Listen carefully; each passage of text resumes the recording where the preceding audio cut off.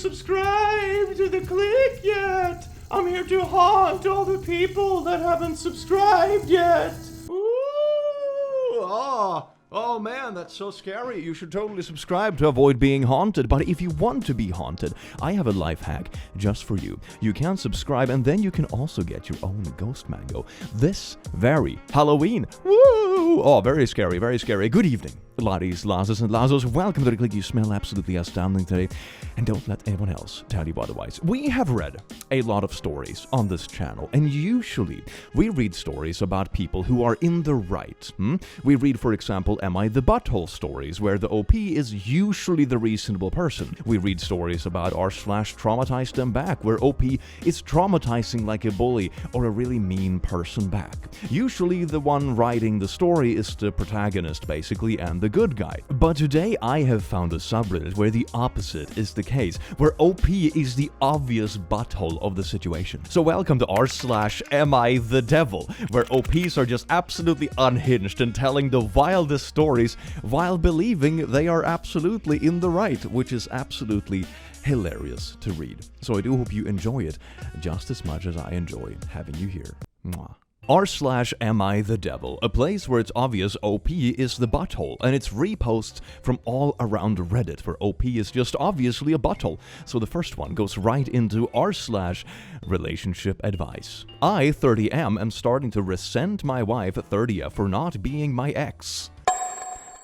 Starts off great. What steps to take to rebuild our relationship? Background. I have been with my wife Erin for 7 years and married for 5, and we have a 2-year-old. 2 years ago, I fell in love with greatest woman ever, Diamond. Is that the name of the woman, or is it something else? There's no comma here. These sentences are kind of botched. I never cheated on my wife before that, and I still say I didn't. Okay, so you cheated with a woman named Diamond. What we had was true love. Do you mean Diamond or your wife? Because you cheated on your wife, and Diamond seems like, a fling, like a teenager fling. So, which one was true love? Man, this is incomprehensible already. Disclaimer, my wife is a kind soul, but we don't have that spark we used to.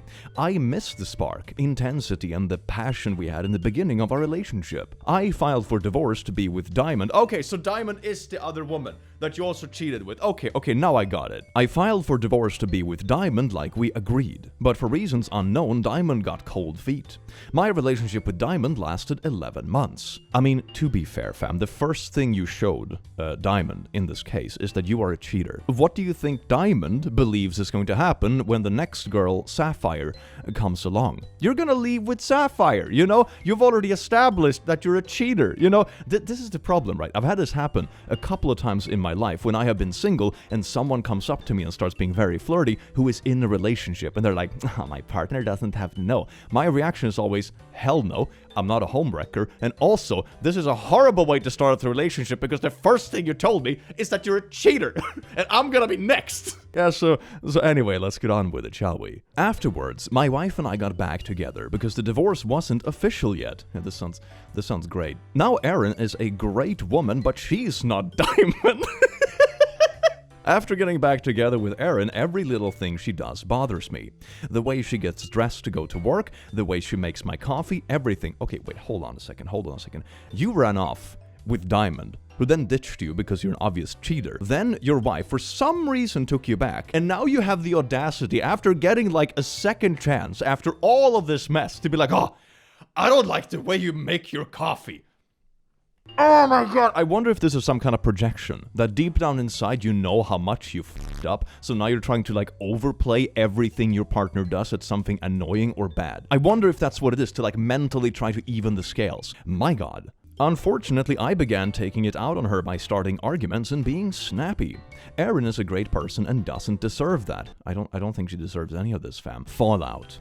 I realized I needed to take a step back after what happened last night. My wife put the baby to bed and said she was going to shower and head to bed early. She asked if I wanted a snack or something before I go to bed. I said no. She said she loves me and kissed me on the cheek. I didn't say anything, and she said, "Why don't you love me?" She said, "I am doing everything I can, but you, I don't know." Man, you so don't deserve this wife, man. Holy f***. I just told her point blank, "Oh, you're not her."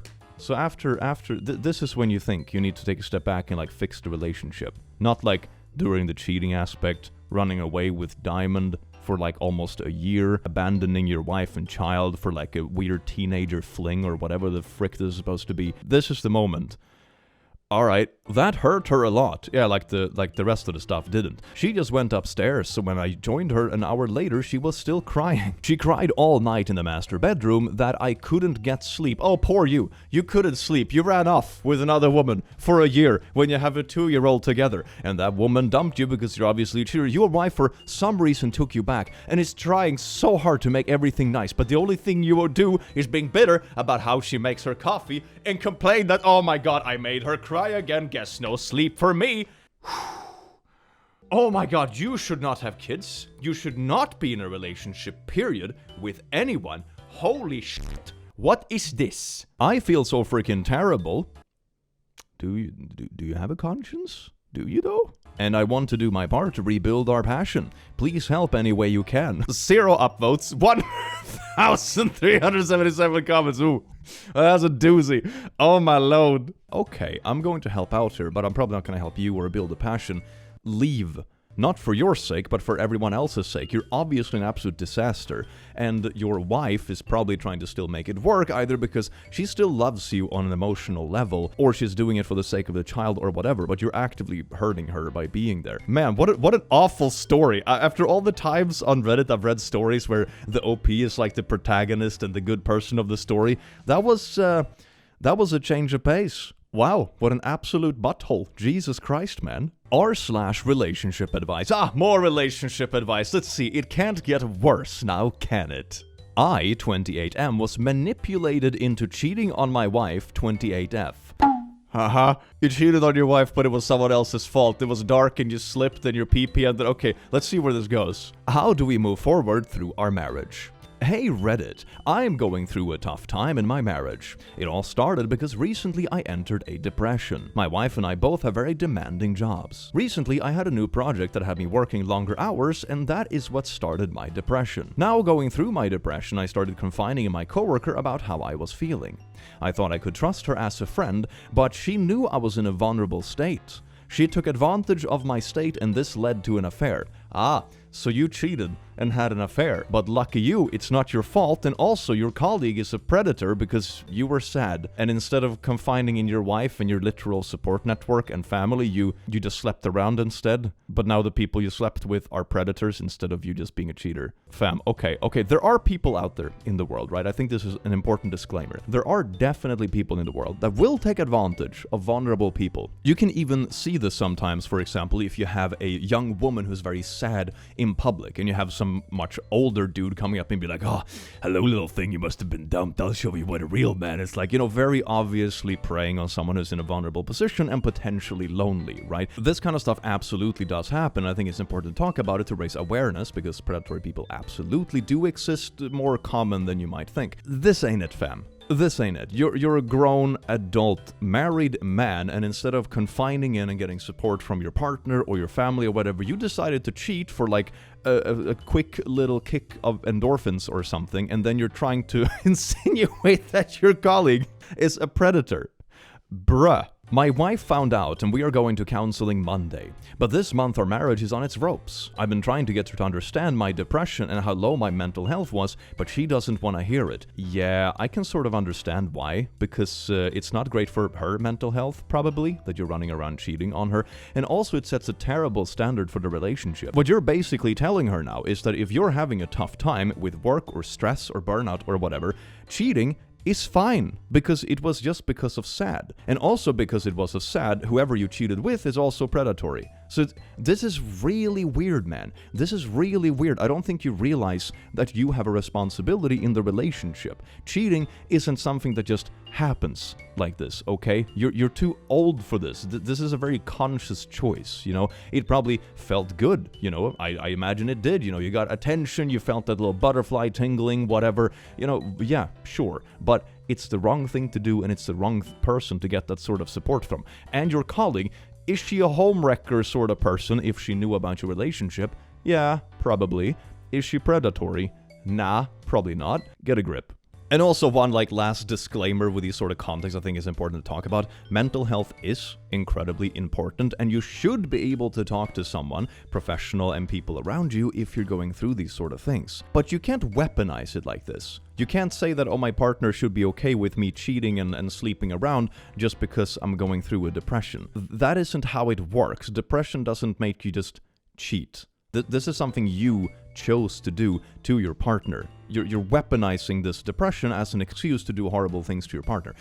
This isn't good, and this isn't how you should deal with any of this kind of stuff. You need to take responsibility, and that's your first step if you ever hope to fix anything like this, which sounds like it's in a pretty bad state to begin with. R/true off my chest. I broke my wife and I don't think it's fixable. Man, these stories are just amazing. This title is great. This happened 6 months ago, and I only chose to talk about it now because I don't see improvement in sight and I am hopeless. We were at a party. My friend is single and started talking about love and relationships. My wife and I have been happily married for 7 years. We have 3 beautiful children. She is the love of my life. When I was talking to my friend, I felt like we were on different levels of thinking. His complaints are mostly superficial about how the people he dated looked. I was a bit drunk at the point and said something like, "You don't fall in love with looks. Look at me and my wife. I love her more than anything compared to my ex who was just looks." Everyone went silent, and my damage control was worse, so I ended up shutting the heck up. I couldn't get my point across, but even though that maybe these thoughts have been in my head but only came out when I was drunk, my wife was shocked. First week she was so angry and wanted to understand what I meant, and nothing I said was good enough. I was drunk, I love her, I think she's the most beautiful woman. She thought being drunk made me say my true feelings. Then one morning she just said, "You know, I have never felt as ugly as I felt this past week. I have always thought I am beautiful." She didn't cry this time, but she hasn't been happy since. I started crying and apologizing, but she was emotionless. It was the last time she looked at me too. She is taciturn and distant, but only with me. She lost 20 pounds and she works out 6 to 7 days a week. That's a story I've heard a few times, when all of a sudden the wife in the picture is going to the gym a lot, getting in amazing shape and all that kind of stuff, and bada bing bada boom, 3 months later, divorce papers. That's sort of how it goes. I can sort of see that coming in a couple of months. She never has free time with me. If she's not with the children or her family and friends, she's immersed in some book or has her headphones on. She's always fully clothed now, even in bed. She locks the bathroom door when she takes a shower. She is more active on social media too. Yeah, she's just biding her time for the sake of everything around her, but she's already checked out of the relationship, man. She shares many pictures of her, and she thanks everyone who gives her a compliment. Before, it was just pictures of our children and pets, but now it's her, working out in sports bras and tights. I broke her, and I don't know how to fix it. At the moment, she may not want to break the family up for the kids, but I am pretty sure she has already checked out of this marriage. Yeah, no, the relationship is pretty obviously over. She's taking it slow for the sake of the pragmatic stuff, stability with children and all of that, but in terms of the love between the two of you, she's long gone, man. She's working on becoming a super hot divorcee. She is gonna slay in the divorce world. Good for her. Yeah, but that's really what it is, though. That's really what it is. I've seen this kind of story repeat itself before. When one party starts doing this very intensely, it usually means that they're kind of done, and they're improving their bets for when they actually decide to leave. So, yeah, no, it's coming, dude. It's coming. She is gone. R/relationship advice. Oh, here we go. This must be a wholesome story, right? Oh, goody. Told my wife, F35, that she couldn't do it without me, M34. Turns out she can. Man, this entire video is just an amazing list of how to not completely fuck up a relationship. Most of it is pretty obvious, you would have thought, but hey, maybe we'll learn something. I made one stupid selfish comment to my wife a week or so ago, and now my life is in disarray. I'm gonna be honest, whenever I read stuff like that, I always think there is more to it that the OP is actually not telling us. It sounds more like whatever happened, sort of similar to the comment at the party in the last story, was kind of like the last drop, or it was the tinder that lit the keg, but there was already powder spread all over the floor. That sort of vibe. There has already been tension and suspicions and, stuff being kind of and this was just the wake-up call, or the last drop that made it pour over. That's just my hypothesis, at least. My wife is in some crisis. Her work is closed and she's being paid, but she's home with our kids now, including one 3-year-old. Man, that's That sounds good though, right? You're on paid leave basically, so you get paid and you can be with the kids. That's great. She gets breaks on Monday and Friday with childcare. She went into having kids knowing she wanted to be a working mother, so this has been an adjustment, to say the least. On to the OG fight. She spent a long day with our kids and the neighboring kids, and when I came upstairs from work, she had asked for a break. I didn't respond well. I made excuses and didn't offer help, and for the first time in years, my wife lost her temper and cursed at me. Like an idiot, I dug in and thought I was right. I admit we both said some unkind things. But after Reddit humbled me and she made me sit down and write a list of things I did for the family that day and compared it with her longer list, I apologized. She accepted, and I figured things would go back to normal. They haven't. My wife used to include me in parenting our kids. I did dance pickup most week and bedtime was split. I gave baths, made dinner, all the stuff. Since our fight, my wife hasn't asked me for any help with the kids. The first morning I woke up on what was supposed to be my morning with the kids. I figured she was just being nice or trying to prove a point, but it keeps happening. She didn't even send them down to say goodnight last night. Normally my wife does this silly game where she sends my son to ask me to read 5 books, and then we would negotiate down to 1 or 2 and race upstairs. Last night I heard her racing him and came to find her doing bedtime yet again. The kids haven't even noticed. It's like she's replacing me. Wait a second, so you're not actually taking any initiative yourself. You're just waiting on her to bring the kids to you to do the bedtime stuff. That doesn't sound like a balanced co-parenting thing. That sounds like she's actually doing most of it, and she has been actually putting in extra work to include you and like literally bring the kids to you to make you read to them and stuff, instead of you just being like, hey there, Timmy, time for a bedtime story. Take initiative, I would say. That's probably a pretty good first action. And also in this story, I feel like, what did you actually say in that argument? It's like we both said some unkind things, vague, and then she won the fight and I apologized. What did you actually say, dude? Because obviously something changed, but obviously it sounds like she's just not really feeling doing all the initiative taking at this point. When we were fighting, I said something really dumb that's living inside me and festering. My wife was being nasty and said, you wouldn't see the kids a quarter as much as you do if I didn't arrange it, and I am done managing. Oh my god, I called it! You have the answer in front of you! She's literally like, take some initiative on your own accord. I can't bring the kids to you to say goodnight. You should come along with us and read them bedtime stories and stuff. That should be the natural response. I mean, you have already spat out the answer yourself in this text, and you have a quote for her where you have the answer. Why are you writing this on Reddit? Go take initiative with your kids, man. What the... what? I defended myself, I'm not an absent parent, and said something along the lines of, I would like to see how long you can manage without me. Okay, you... Oh... God, you have the answer. You have the answer. Oh my god. Consider my foot officially in my mouth. She has started running again. She is cooking really healthy and often. Every night I come home to my perfectly happy Stepford wife, doing it all without me, and I feel empty inside. How do I fix this? I don't even know where to begin.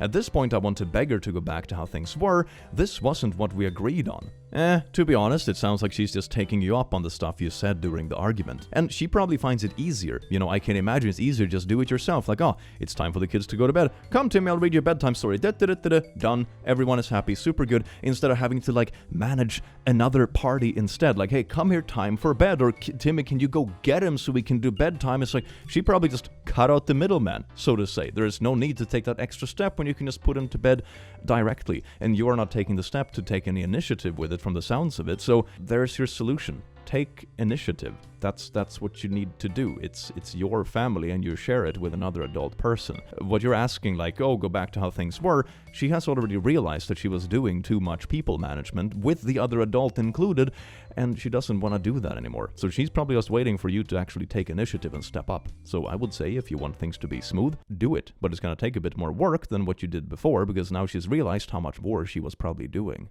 Edit. Frick, guys, I get it. I'm a piece of poo. I'm going to make this right. I mean, it's not the worst crime in the world, It's not like you've been actively mistreating your family or anything like that. But you have been expecting your partner to take all the initiative and manage you as well. And that's probably not something she wants to do anymore. The easy fix is just to step up and take initiative with these sort of things. That will most likely fix it, unless it's too far gone. It doesn't sound like it's that far gone, so go for it. It's a relatively easy fix. Best of luck. R/am I wrong? Am I wrong for ending a date and walking out after only 10 minutes because my date told me I should remove my hat? I swear to God, man, I'm so happy I'm not in the dating market because the shit I see online from people dating is like the dumbest hills ever to die on. It's like, oh, can you take off your hat? No! It's like, date over! Like, God, people are so eager to look for icks or whatever they call it. Anyway, let's read into it, shall we? I met a woman on FB Dating, and we decided to meet at a casual steakhouse restaurant with a bar after a very brief discussion online. I'm in my early 40s and just don't have the time or energy to waste anymore. I met her at the restaurant and she did not look like her pictures. With filters these days, it's to be expected, though I would expect someone around my age to be more honest with her dating profile pictures. She looked close enough like her pictures to not call it a catfish. We get seated next to the bar where they are playing a UFC fight and basketball. We start talking, and after 5 minutes she asks if I'm going to keep my hat on and says I should take it off at the table.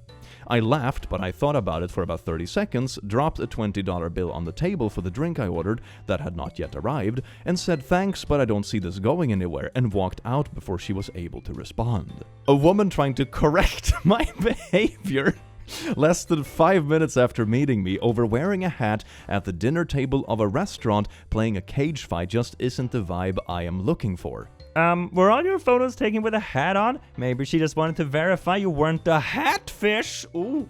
That's actually kind of true. Man, dating sounds great, doesn't it? Like, oh, barely recognize the other person on the street because all the filters. Great. Hey, can you take off your hat? We're sitting indoors on a restaurant. Oh, I'm not gonna be bossed around on a first date. Leaves before she can even respond. The dating market sounds great, doesn't it? Booyah. I remember back in the day, my youth, when I was young and I was briefly on dating apps and stuff. Sometimes you would show up to a date and people don't really look like their pictures, or the pictures are old, or whatever it might be, but at least you're like pleasant. You can always just make the date kind of short. You know, that was always the easiest thing I always did. Just meet for a coffee. And then like if you're not feeling it or whatever, you can just like have the coffee real quick, chat for 20 minutes. And even if you're like, oh my God, I don't see a grand future with this person, you can still have just like a pleasant coffee with someone and just learn something new while talking to someone you didn't know before. Like, people are treating it way too seriously, man. God damn. My 37M wife, 35F, punched a woman in the face in public in front of our daughter, 6F. That is some spicy titles. I want to see the context here, because I'm assuming OP is going to end up being the butthole, for some reason or another. I don't know how to feel about this. My wife is 8 months pregnant, and last night we went to a restaurant with our daughter that was surprisingly crowded for a weeknight. We were waiting for our table when my wife grabbed my arm and said, "That woman over there keeps staring at us." I told her not to think too much about it, as she has a tendency to point out creepy people a lot. We got to our table, and while we were waiting for our food, the woman she pointed to came up to us and asked if she could touch my wife's belly. Okay, so she did turn out to be a little bit weird. Maybe, just maybe, your wife's creep radar is actually relatively accurate. I must say that is something I kind of relate to. One thing that I realized after quite a few years on this old planet is that you start recognizing troublemakers very early on once you have experienced it a few times. One thing I realized at like a party recently is that I can almost always predict who is going to be a troublemaker at, for example, a gathering when there's alcohol involved. There is something about like very small body movements, something about like how they look at stuff with their eyes. There is something about it that you can tell like when people are up to no good, even if they haven't actually done anything yet. I know it sounds a bit weird, but after a while you start like recognizing the small cues that very often leads to the same kind of behavior you've seen repeated before.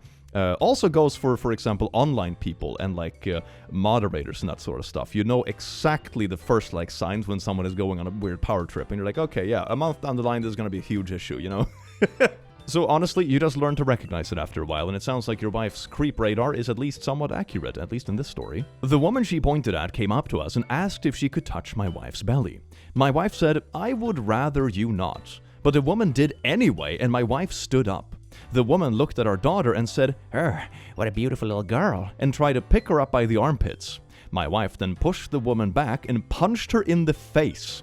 I took her arm and got my daughter, and we got out of there. What? She was defending herself. She literally said, "Do not touch me," and she did anyway. And then she's like, "Can I touch your child?" And it's like, "No," and she did anyway. Oh my God, man. I mean, if I were you in your shoes, I would have just dragged that woman away from the table. Like, she's fondling your family in front of you, and your pregnant wife, 8-month pregnant wife, had to be the one to, like, get her away. What the heck, man? And then you're dragging your wife away instead of dragging the one who was literally, like, fondling your... How does this mean your wife is bad, man? How does this mean your wife is bad? My God. I asked my wife why she did that, and she said, "Are you kidding? A complete stranger tried to pick up our daughter." I told her she overreacted and that such force was not necessary. Okay, here's the thing, fam. If you are bigger, which I'm assuming you are on average because you are the husband in this relationship, it is easier to disarm situations without resorting to more intense violence if you are physically larger. So for example, if someone was doing this to, say, my family or my partner, it would be quite easy for me to just like grab them by the shirt and just pull them away. It's super easy because most likely on average I'm like twice their size. Why didn't you just do that? That makes it so much easier. You can just be like, nah, hold them off. Like, nope.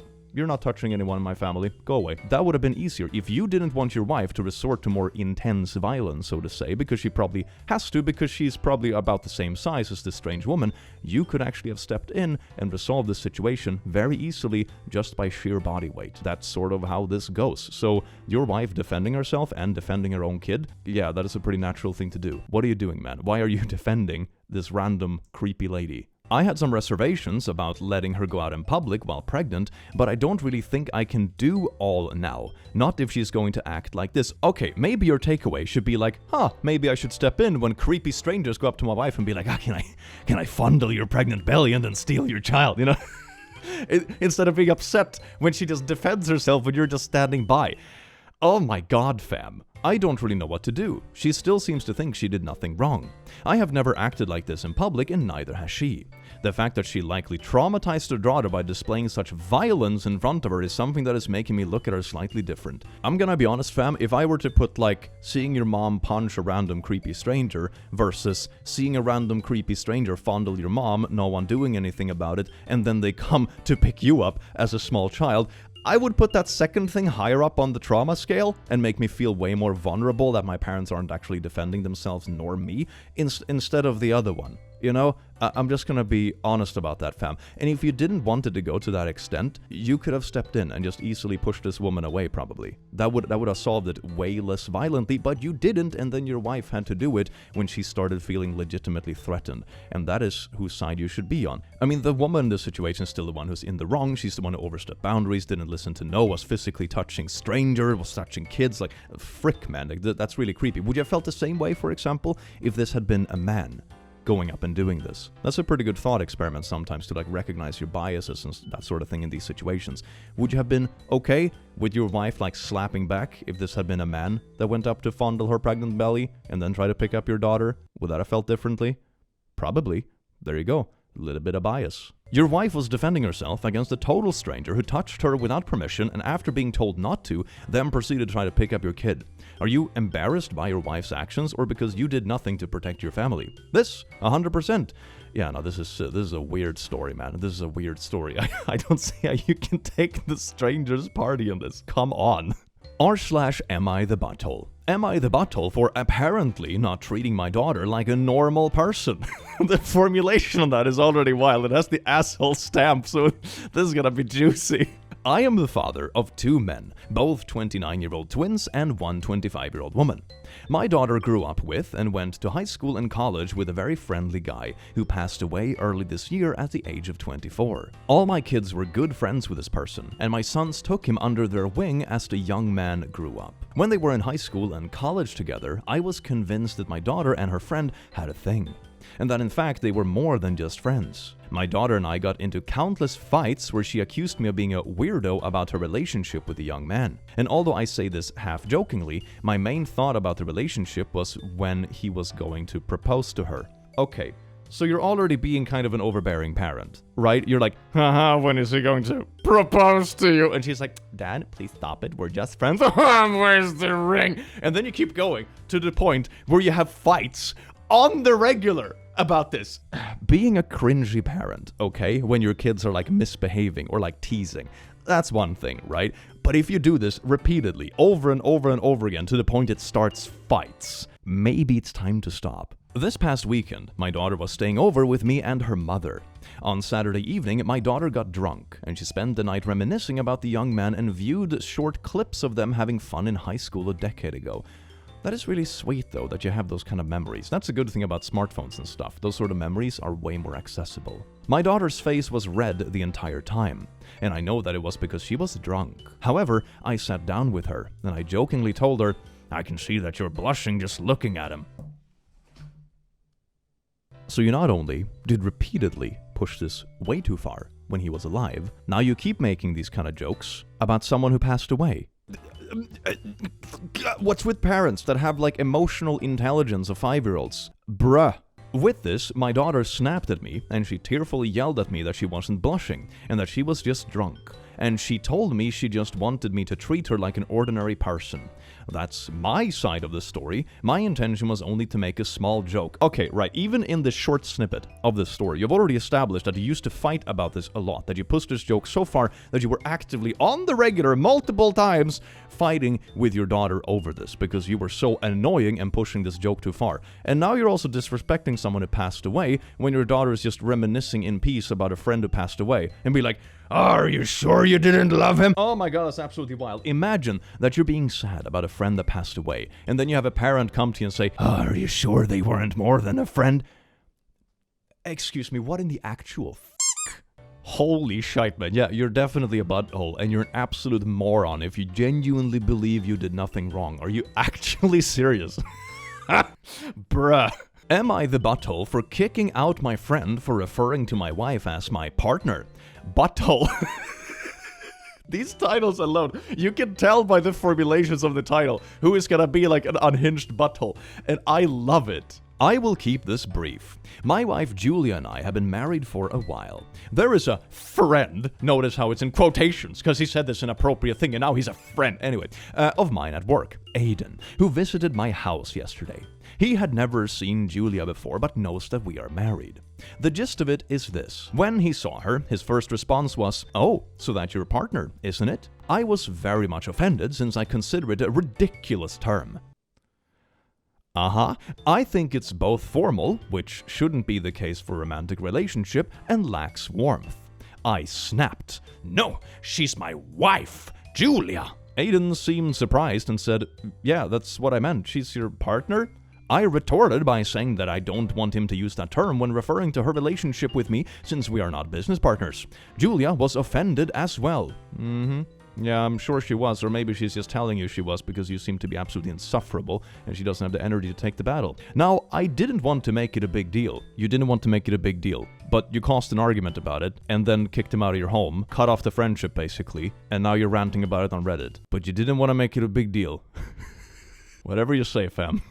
Whatever you say. But he just doubled down. He said he had no freaking idea what I'm talking about, and that I cannot police his language. I asked him whether he thinks that a romantic relationship is just a business-like transaction. Okay, referring to people's significant other, which is another, like, gender-neutral term to say it, as a partner, is perfectly reasonable, and people do it all the time. Or you ask about someone's partner if you don't know if they have a wife, or a husband, or a boyfriend, or a girlfriend, or a lasso, or whatever. You know, it's perfectly reasonable. Like, hey, do you have a partner nowadays? And it's like, it's a very nice way of asking it that isn't particularly presumptuous or whatever. And even in this case, if he knows that it is a wife that you have and that sort of thing, partner is still a perfectly valid term. And the fact that you're blowing this out of proportion means that you're a little man-child. Little man-child, okay? And I don't want to make it a big deal, but look at the big deal you're making it. Oh my god, that is astounding. It's like you know, it's like if your dog poops on the floor and you're like, I don't want to make this a big deal, but then you take the poop and you smear it all over the walls and be like, see, Fido, I didn't want to make this a big deal. But you did! The upshot is that I demanded an apology, which he refused to give. I mean, props to the friend for standing his ground on his, I guess, this unhinged colleague, and also continued spouting that garbage. In the end, I kicked him out. He called us crazy lunatics as he left, and some other people mad as well. Am I the butthole? Some other people. But my wife agrees that he was a butthole, but everyone else hates us. Am I the butthole? Okay. You know, there's this old saying, right? If you encounter one butthole during the day, then they are probably the butthole. If every person you encounter on a day is the butthole, then you are probably the butthole, right? It's like, oh, if it stinks in one place, it's probably stinky. But if it stinks everywhere, check your shoes. You know, it's that sort of thing. Now, everyone is mad at us for this. The whole office thinks I'm a moron, but I don't think, am I? Yes, you are the butthole. Oh my God. Am I the butthole for calling my friend privileged after she helped me? The lack of self-awareness in these titles alone is amazing, man. I love this. My friend 35F and I, 35F, are high school friends and we still live in the same city together. She is a software engineer and I am a nursing attendant. The benefits she gets are insane. Work flexibility, unlimited PTO, work from home, etc. That's the only stuff I know about. There could be others. Not to mention, even though I don't know her salary, it's much higher than mine. Even compared to nurses, which also requires a bachelor's, her benefits are much better. Okay, you've spent like 1.5 paragraphs ranting about her benefits and salary. This is not off to a great start, fam. I often feel jealous and mad at myself for not pursuing education and getting a cushy job that doesn't involve bodily fluids. One good takeaway about this kind of stories, right? And this is something that I feel people are very presumptuous about in general, and it's a good lesson to take with you. If she has difficult stuff at work or in life or whatever, you probably don't know about it. That's the thing, just as she probably doesn't know about all the challenges that you go through, unless you spend too much time ranting on her, like in this story, I suppose. So my point is that the grass is always greener on the other side, right? And I've gotten this with many jobs I have done in the past, and every job has its pros and cons. I think you can very easily recognize that without putting someone else down. And you can also recognize that different jobs are different difficulties for different people. If you have a very introverted person who doesn't enjoy tackling around with people, they're probably going to get quite stressed if they work in a consultant business. But if you have an extroverted person working the same position, they're probably going to be less stressed about that part of the social aspect, even though the work is the same. But then if you pick another job that is more like, expert engineering or something that is less social, but you do more of your own time, then maybe the introvert will actually do better because they don't need that energy from other people. That's a very, very basic example, of course, but it's a multi-dimensional topic, and the grass is often greener on the other side. And it's important to recognize that you don't always see the problems that people go through, just as they don't always see the problems you go through, and you wouldn't want someone making these assumptions about you. So anyway, let's move on with the story, shall we? I know I'm not good with computers, so what she does isn't an option. But my jobs involve shift work, verbal abuse, and occasional more and constant drama from everyone. My daycare ends at 6 sharp, and I was basically commanded into staying at 7 due to staffing shortages.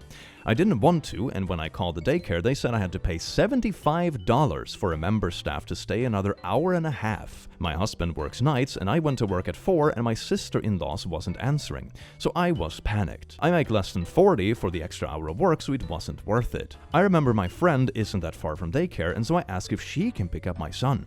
She said sure and picked him up to her house until I could get there. That is so sweet. What a Sigma friend. Hell yeah. I picked him up and she already had dinner ready and asked me to join them, and I felt weird refusing, so I stayed. That is so sweet. Oh my god, what a good friend you have. Afterwards, we sat on the couch for a bit, and she is still working and brought her laptop to join me. I asked her why she was working so late, and she laughed and admitted she got messaged midday, so she wants to make up the work. I was shocked and asked her how her work can allow it, and she said they don't care as long as the work is done. I mean, that I can actually relate to with the flexibility. Sometimes I will step in and do things, or like go and do errands, or maybe even meet a friend, and then I have to work late. Like sometimes I've recorded videos at like 8 or 9 in the evening, just because I was busy during the day, or like an emergency came up, or family needed help, or something like that. The pros and cons about having flexible work, but you still need to put the hours in one way or another. So yeah, you can't just escape it forever. I told her she was insanely privileged. Really, that's okay. Wait, you have this friend who has a flexible job, who's still working, by the way, who's sitting in the couch with you, still working in the evening after dinner and stuff, who helped pick up your kid because you were having a crisis at work, and also cooked food for your kid. Hasn't asked for any kind of reimbursement for this kind of stuff, also cooked food for you. And the way you thank her is to tell her, you're so privileged. Holy shite, how to make sure that she never does this kind of favor for you again, dear God. And she got annoyed and told me it was part of her work benefits, and her boss goes on a bike ride every day, so it's an expected thing to be able to do when working from home. I said sure, it is for her, but the rest of us would never even dream of doing something like that. Oh my god, different jobs, different pros and cons, and also, she is still on her work computer. It's not like she doesn't have to do the work. You are off. You now have the evening off because you left your workplace. She still has work to do and is sitting there with her work laptop working as you're telling her like, oh, so easy. Come on, man, come on. How can you be this much of a friend when she did all of this for you? She shrugged and said there was downsides to her work too, and I admit I was kind of pissed she cannot admit her privilege and said it's nothing compared to healthcare, and she got mad and told me if I didn't like it I should just leave and not complain how privileged she is. I felt after that she hasn't responded to our weekly morning walks, so I am wondering if she's still mad. Honestly, if I did this for a friend of mine, if I took time out of my day, scooched my work around, even if it is flexible, to help them pick up their kid, cook food for them, etc., do all this kind of stuff, and then I was sitting down to finish my work for the evening, and my friend is literally standing on my shoulder being like, you're so privileged. It's like, damn, yeah, that's the last time I'm gonna do anything for you. What the f***, man? Come on, fam. Come on. I think she is dismissive and thinks leaving my job is so easy without more education and skills. Isn't the same true for her, though? She's an expert in this kind of thing, and if she was burnt out on what she was doing, or she was sick of the industry, or she had a bad boss or something, it would be exactly the same thing for her. That's the situation 90% of people are in? No? But I know neither of us are privileged in the traditional sense, as neither of us are white or rich, so she probably doesn't feel like she is. It sounds like she's a hard worker and really good at what she does. You know, it doesn't sound like, daddy paid for everything her entire life or whatever. So maybe you should just be proud of your friend that she did well for herself. That's probably a better attitude. And also be thankful that you have a friend that is doing well, but is still flexible and still so willing to help. Like, oh my god, isn't that a privilege for you too? Like, the fact that you have friends that are willing to pick up your kid when you get stuck at work is a privilege. Holy f***, and one you should value and thank them for. Oh my god, fam. You're the butthole. Your friend did you a favor and you repaid her with your bitter venom because you're jealous of her job and lifestyle. Yeah, basically, yeah, jealousy is really ugly. r/true unpopular opinion. LGBTQ is everywhere after 2020. I am so tired of seeing the gay flag everywhere. Okay, do you care that much? I am not homophobic, I am a lesbian, but goddamn do you need everything to be gay? What? Like, yes, I'm happy it's normalized, but oh my god, not everything needs to be gay. Yes, I am from a country where LGBTQ is banned. Oh, okay, wait a second, that doesn't really add up. Hold on, if you're from a country where LGBTQ is banned, but you're also confidently admitting to being part of the community yourself, which sounds dangerous in that case, but also you're saying you see it everywhere, which I don't think you would if you lived in a country where it's outlawed. This story is already wild. Sorry if the wording is bad, but it's 3 AM and I'm tired. Worded it wrong, lol. I don't know how to get my point across, but basically what I'm saying here is yes, I'm happy that people are allowed to be freely gay in the world, but I'm just annoyed at the unneeded gay stuff. Took out a part that people kept coming at me for. I wonder what that part was. Anyway, okay, this post is absolutely wild and weird, and I'm not sure if I believe the person is who they claim they are. But anyway, it brings up a couple of thoughts, right? The first one is that I've seen this sentiment a few times. Like, oh my god, why is everything gay and da-da-da-da. But if you take it one step further and think about, okay, how common is the gaia in the general population? What's the gay density in the general populace? And then you think about how common that was in movies like 20 years ago, for example. It wasn't super common. So if you just imitate the gay density, so to say, in the general populace and apply it to media, you will feel like there's an uptick in it compared to a couple of decades ago. And that is just because it's more representative of what the population actually looks like. The gaia was always there, it just wasn't talked about as much. And that doesn't mean that everything is infected with the gaia. Media is just better at representing what the population actually looks like. And that's a good thing. Then, of course, you do have media that virtue signals in a bad way. For example, when you have really lazy rewrites about characters and stuff. So instead of making a good character that is, for example, representing of the LGBTQ or whatever, there is just a lazy rewrite that is very obviously just like a corporate virtue signal that usually ends up pissing off everyone, right? Because then you have people on some conservative side of the spectrum be like, oh my god, they're making everything gay. And then you have the other people be like, man, can't we just have good characters instead of this rewrite crap? It's so lazy. So Of course, there are lazy parts of media that are just trying to cash in on whatever this is. Sometimes they even rage bait on purpose. You know, we have seen plenty of those kind of medias come out in the last few years where it's pretty obvious they're just trying to be out there and piss off everyone because they know the controversy will bring in clicks and therefore it brings in money. So that's also something to keep an eye out for. So I suppose my takeaway from this post is that the post probably isn't real to begin with, but some parts of it can very easily be explained with that media is just better representing the actual population nowadays. Some media is bad, and some media is straight up rage bait. So don't fall for those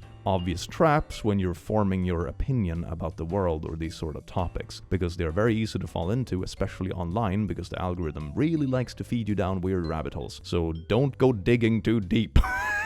is a very good takeaway. Vacation shouldn't be a time for relaxation, but rather a test of your ability to adapt to unfamiliar stressors. Not only they contribute very little or nothing for one's self-growth as a person, but vacation masks the true purpose of traveling, which should be discovery, and to challenge one's mental and physical resilience in unpredictable settings.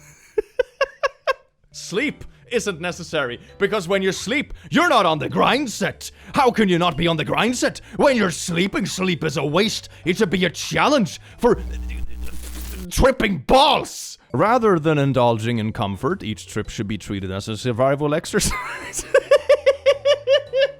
This sounds like some unhinged grindset post on LinkedIn. Oh, you can't afford to stay at a hotel by a sunny beach. Have you considered turning your trip into a survival experience that will actually be more valuable for your future salary options? Man, this is wild. Where the objective is not to unwind but to confront and overcome the chaos that inevitably comes with new environments.